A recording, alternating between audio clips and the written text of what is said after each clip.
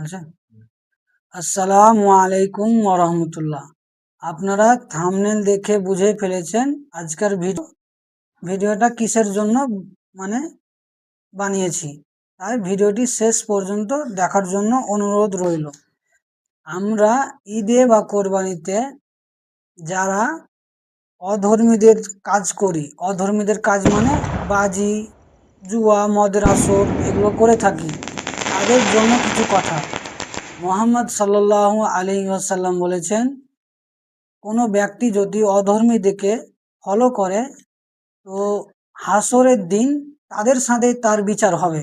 মানে আপনি যদি ইহুদি খ্রিস্টানদেরকে ফলো করেন, ওরা যেরকম ওদের পাল পড়বে, বাজি ফোটায়, মদ জুয়ায়, বিভিন্ন রকম জিনিস, তাহলে কিয়ামতের দিন আপনার সাথে ওকেও খাড়ো করাবে এবং আপনার এই হিন্দুদের সাথে আপনাকেও গণ্য করা হবে।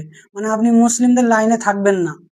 তাই আমরা ঈদে বা কোরবানিতে অধর্মীদের কোনো কাজ করব না, এ থেকে আমরা বিরত থাকব। তাই ভিডিওটি যদি ভালো লাগে তো শেয়ার করে দেবেন। আসসালামু আলাইকুম ওয়া রাহমাতুল্লাহ।